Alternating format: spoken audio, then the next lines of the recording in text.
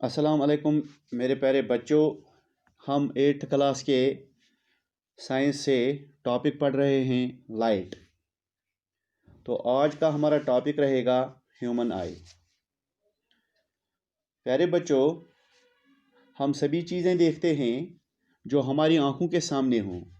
हम चीज़ें तभी देखते हैं जब उनसे लाइट रिफ्लेक्ट होकर हमारी आंखों में आ जाती है। आँख इंसान के जिस्म का एक ज़रूरी और अहम सेंस ऑर्गन है, इसलिए ज़रूरी बनता है कि इसका स्ट्रक्चर कैसा है, ये कैसे वर्किंग करती है और हम अपनी आंखों की रक्षा कैसे करें, इन सभी चीज़ों की जानकारी हम लें। हम अपनी आंखों की रक्षा ऐसे करें कि हम सेंस ऑफ साइट का फ़ायदा उठा सकें। प्यारे बच्चों, आइए पहले देखते हैं इंसान की आंख का स्ट्रक्चर, यानी इसकी बनावट क्या है, इसमें कौन कौन से पार्ट्स हैं और हर पार्ट किस तरह काम करता है। हमारी आँख एक बॉल की तरह होती है। इसकी शेप रफली स्फेरिकल होती है। इसका आउटर कोट सफ़ेद यानी वाइट होता है।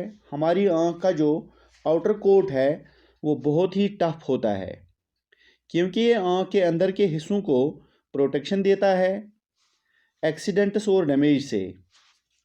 आँख का जो फ्रंट पार्ट है उसे कॉर्निया कहते हैं। ये एक ट्रांसपेरेंट मटेरियल का बना होता है और आपको मालूम है बल्जिंग आउट यानी बाहर की तरफ उभरी हुई होती है। किसी भी चीज़ से जो लाइट आती है वो आँखों में कॉर्निया के रास्ते से अंदर जाती है, यानी आँख के अंदर। कॉर्निया का मेन फंक्शन है आँख को प्रोटेक्ट करना, लेकिन थोड़ी सी लाइट भी इसके कन्वर्जिंग एक्शन से फोकस हो जाती है। यानी जो कॉर्निया है इसका मेन फंक्शन है आँख को प्रोटेक्ट करना, लेकिन ये थोड़ी सी लाइट को भी अपने कन्वर्जिंग एक्शन से फोकस करता है। कॉर्निया के बिल्कुल पीछे एक कलर्ड पार्ट पाया जाता है जिसे आइरिस बोलते हैं। इसके सेंटर में एक होल या सुराख होता है। इस होल को पिपल कहते हैं। हमारी आँख में ये एक डार्क स्पॉट दिखाई देता है क्योंकि यहाँ से कोई भी लाइट रिफ्लेक्ट नहीं होती है। आइरिस का मेन फंक्शन होता है अमाउंट ऑफ लाइट जो हमारी आँख में जाती है इसको कंट्रोल करना, यानी कितनी लाइट इसके अंदर जाए, कितनी जानी चाहिए, तो ये इस लाइट को कंट्रोल करता है। ये आइरिस का मेन फंक्शन है। अब देखते हैं ये कैसे कंट्रोल करता है ये लाइट के इंटर होने को, how much light enters into our eyes. तो ये किस तरह ये फंक्शन करता है, पीपल के साइज को एडजस्ट करके। इसके अलावा आंखों का जो डिस्टिंक्टिव कलर होता है, जिसे जैसे ब्लू आइज हैं, ये भी आइरिस से ही होता है। तो प्यारे बच्चों, जो पीपल का साइज है इस साइज को एडजस्ट करता है। तो एडजस्ट करने के बाद जितनी लाइट हमें चाहिए तो उतनी लाइट इसके अंदर जाती है। इसके अलावा इसका एक और अलग फंक्शन ये है कि आंखों का जो डिस्टिंक्टिव कलर होता है, आंखों का जो कलर होता है वो आइरिस की वजह से होता है। फॉर एग्जांपल किसी के ब्लू आइज हैं तो ये आइरिस से ही होता है, यानी इसका कलर ये होता है। पीपल के पीछे आई लेंस होती है। ये लेंस एक कन्वेक्स लेंस होती है जो एक ट्रांसपेरेंट और फ्लेक्सिबल जेली की बनी होती है। आई लेंस एक लिविंग लेंस है क्योंकि ये ट्रांसपेरेंट लिविंग सेल्स की बनी होती है। ये लेंस लाइट को पास करती है। आई लेंस सिलियरी मसल से जुड़ी होती है, यानी जो हमारी आई लेंस होती है उसके पीछे या इसके ऊपर और नीचे मसल्स होते हैं। इन मसल्स से ये जुड़े होते हैं ये आई लेंस। तो इस मसल्स को हम बोलते हैं, इन मसल्स को जो इस आई लेंस के साथ जुड़े होते हैं, सिलियरी मसल्स। ये मसल्स जिन्हें सिलियरी मसल्स कहते हैं एक तरफ आई लेंस से और दूसरी तरफ आई बॉल से जुड़े होते हैं। सिलियरी मसल्स का काम यह है कि आई लेंस का कर्वेचर चेंज करना, यानी जो हमारी आँख के अंदर जो कन्वेक्स लेंस होती है इसका कर्वेचर कम करना या इसका कर्वेचर ज़्यादा करना, ये सिलियरी मसल्स का काम होता है। लाइट के एतबार से और ज़रूरत के हिसाब से ये इस कर्वेचर को चेंज करते हैं, यानी कितनी लाइट हमें चाहिए, कहाँ तक फोकस करना है, तो ये इसको कर्वेचर में चेंज करते हैं। आई लेंस को ये थिक भी करते हैं, ये थिन भी बनाते हैं। इससे फोकल लेंथ जो लेंस की होती है कम होती है या ज़्यादा होती है। इसका फ़ायदा ये है कि हम एक ही आँख से दूर की और नज़दीक की चीज़ें देख सकते हैं। इसलिए सिलियरी मसल्स का मेन फंक्शन कन्वर्जिंग पावर को एडजस्ट करना होता है। प्यारे बच्चों, हम देखते हैं कि जो गिलास लेंस होती है यानी कन्वेक्स लेंस जो गिलास की बनी होती है उसकी जो थिकनेस होती है वो फिक्स्ड होती है।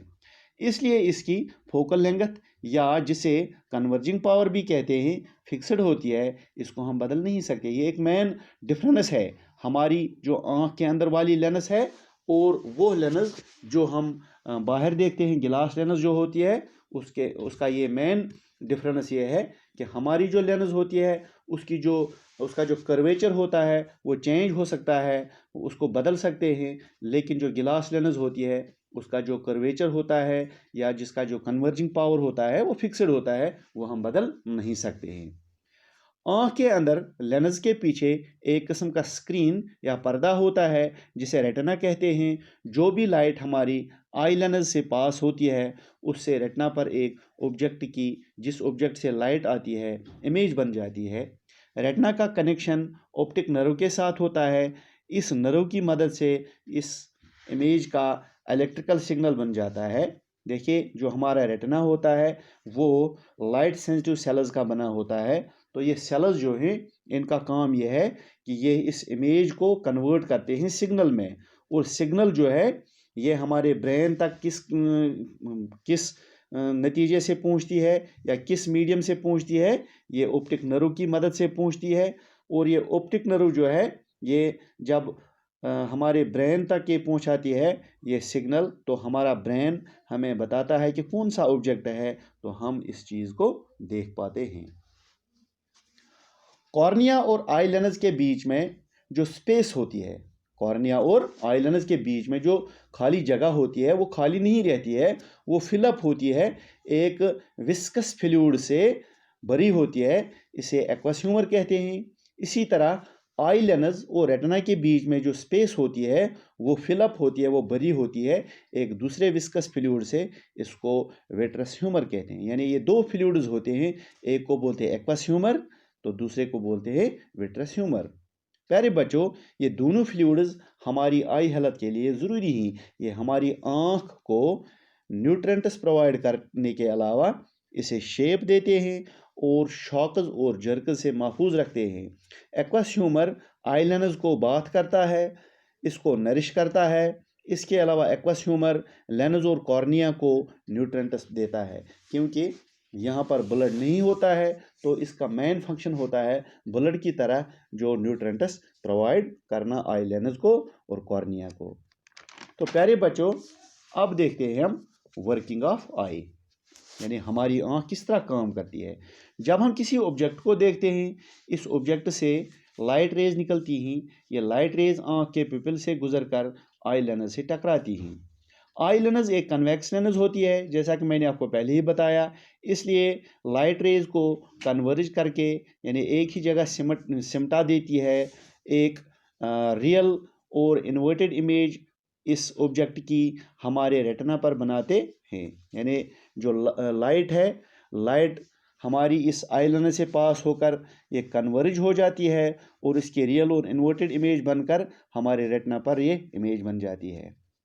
रेटिना जो होता है वो लाइट सेंसिटिव सेल्स का बना होता है, यानी उन सेल्स का जो लाइट से काम करते हैं या लाइट से एक्टिवेट होती हैं या लाइट में ही फंक्शन करती हैं। जब रेटिना पर ऑब्जेक्ट की इमेज बन जाती है तो ये लाइट सेंसिटिव सेल्स इस इमेज को कन्वर्ट करते हैं इलेक्ट्रिकल सिग्नल्स में।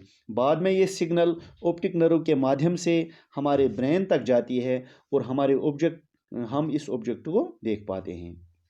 हमारे रेटिना पर जो इमेज बन जाती है वो इन्वर्टेड इमेज होती है। यानी वो कैसी इमेज होती है? इन्वर्टेड इमेज होती है। यानी उसका जो ये निचला वाला हिस्सा होता है तो वो ऊपर की जानिब होता है, ऊपर वाला हिस्सा नीचे की जानिब होता है। यानी अगर कोई इंसान खड़ा होता है तो इंसान के जो पैर होते हैं वो ऊपर की जानिब होते हैं, उसका सिर नीचे की जानिब होता है। लेकिन हमारा ब्रेन इस इमेज को अच्छी तरह इंटरप्रेट करता है जैसे एक इरेक्ट ऑब्जेक्ट होता है। तो प्यारे बच्चों, ये था वर्किंग, हमारी आँख किस तरह काम करती है। अब देखते हैं हम अपनी आँखों की केयर कैसे कर सकते हैं। प्यारे बच्चों, कुछ प्रिकॉशंस, कुछ एहतियात लेना ज़रूरी हैं ताकि हम अपनी आँखों को सेहतमंद रख सकें और आई साइट का भरपूर फ़ायदा उठा सकें। नंबर 1, अपनी आँखों को साफ़ पानी से 2-3 बार साफ़ करना ज़रूरी है। डिम लाइट और बहुत ही ब्राइट लाइट, दोनों सूरतों में किताब पढ़ना आँख की सेहत के लिए मुज़िर है। इससे आँख पर स्ट्रेन या दबाव बढ़ जाता है, इससे रेटिना ज़ख्मी हो जाता है। हमें सनलाइट और अदर पावरफुल लाइट्स जो होती हैं उनकी जानिब डायरेक्टली नहीं देखना चाहिए। मोबाइल फ़ोन, टीवी, कंप्यूटर और दूसरे जो इलेक्ट्रॉनिक गैजेट्स होते हैं जो लाइट स्क्रीन पर चलते हैं, इनका ज़्यादा इस्तेमाल भी आँखों के लिए मुज़िर है। इसका कम से कम इस्तेमाल करना चाहिए। नंबर नेक्स्ट, अगर आँख में कुछ चला जाए तो हमें चाहिए कि अपनी आँख को रब नहीं करें। इससे आँख में ज़ख्म लग जाते हैं और हमारी आँख में बहुत ही नुकसान हो जाता है। हमें डायरेक्ट अपने इस आँख के इस दर्द को लेकर डॉक्टर के पास जाना चाहिए, स्पेशलिस्ट के पास जाना चाहिए, वो हमें फिर ट्रीट करता है। अगर पढ़ने में, देखने में कुछ मुश्किल आ जाती है तो फ़ौरन डॉक्टर के साथ रब्ता करना चाहिए। इसके अलावा सेहतमंद ग़िज़ा सेहत के लिए ज़रूरी है। जिस तरह बाकी सेहतों के लिए, बाकी चीज़ों के लिए सेहतमंद ग़िज़ा का ज़रूरी होना है, इसी तरह हमारी आँख की सेहत के लिए भी सेहतमंद ग़िज़ा का होना ज़रूरी है। विटामिन ए जो है, इससे भरपूर ग़िज़ा का इस्तेमाल करना चाहिए।